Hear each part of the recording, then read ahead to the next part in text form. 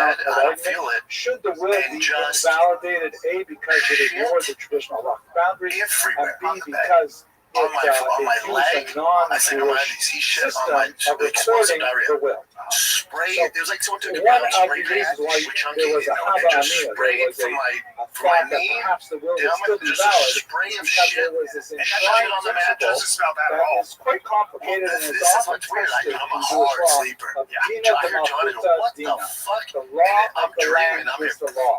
In other words, even though Jewish law requires the will to be written in such and such a What manner, it sounds like. if you Yeah, do it that's according I'm to in my a head because non-Jewish the form, kids and Billy, they were that watching is what Luca is before and they're on accepted in the like state, mopeds in then Italy. perhaps it should be So I must have been acceptable. having a dream. In fact, the rabbis who I are was trying to thinking this maybe issue that was split it.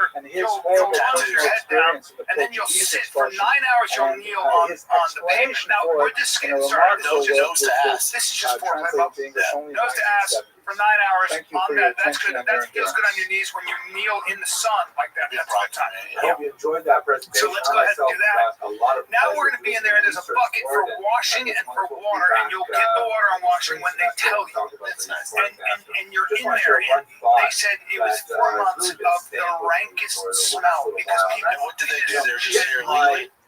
Yeah, they finally got set back to Venezuela, which is, hey, socialism is great. Yes, That worked out for them. Yeah, so they had a tough time with it. Spanish. That's not good. Yeah. Did you see your boy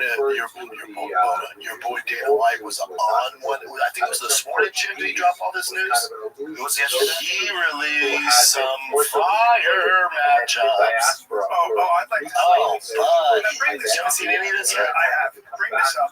The Aspinall. The worst one he released. I'm very interested. I know what you're going to say about Cyril Gahn and Tom Aspinall. Does nothing for me. But I'm gonna let me push back on this. Yeah, well, there's to your point before you go. It's the only fight the UFC can do. There's nothing else for Tom. There's nobody else in the division. I would like Derek Lewis to jump the queue. Yeah, fans are more familiar with him. He doesn't have quit in him. He's at least a guy that's going to go out on his shield. He's a lot harder to take down than Cyril Gahn.